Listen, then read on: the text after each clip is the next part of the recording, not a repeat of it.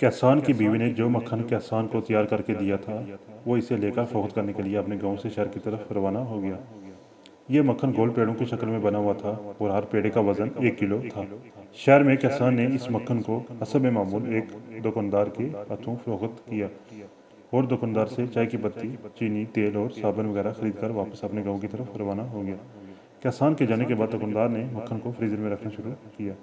اسے خیال گزرا کیوں نہ ایک پیڑے کا وزن کیا جائے۔ وزن کرنے پر پیڑا 900 گرام کا نکلا۔ حیرت و صدمے سے دکاندار نے سارے پیڑے ایک ایک کر کے تول ڈالے، مگر کہسان کے لائے ہوئے سب پیڑوں کا وزن ایک جیسا اور 900 گرام ہی تھا۔ اگلے ہفتے کہسان حسب ثابت مکھن لے کر جیسے ہی دکان کے تھڑے پر چڑھا، دکاندار نے کہسان کو چڑھاتے ہوئے کہا کہ وہ دفع ہو جائے۔ کسی بے ایمان اور دھوکے باز شخص سے کاروبار کرنا اس کا دستور نہیں ہے۔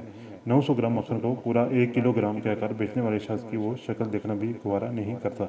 کہسان نے یاسیت اور افسردگی سے دکاندار سے کہا، میرے بھائی، مجھ سے بدظن نہ ہو، ہم تو غریب اور بیچارے لوگ ہیں، ہمارے پاس تولنے کے لیے باڑ اور خریدنے کی استطاعت کہاں۔ آپ سے جو 1 کلو چینی لے کر جاتا ہوں، اسے ترازو کے ایک پلڑے میں رکھ کر دوسرے پلڑے میں اتنے وزن کا مکھن تول کر لے آتا ہوں۔ اس تحریر کو پڑھنے کے بعد آپ کیا محسوس کرتے ہیں؟ کسی پر انگلی اٹھانے سے پہلے کیا ہم پہلے اپنے گریبان نہ چیک کر لیں؟ کہیں یہ خرابی ہمارے اندر تو نہیں؟ کیونکہ اپنی اصلاح کرنا مشکل ترین کام ہے۔ والسلام۔ اگر دل نے چاہا تو ہمارے چینل کو سبسکرائب کر دینا، اس سے ہماری حوصلہ افزائی ہوتی رہے گی۔ جزاک اللہ۔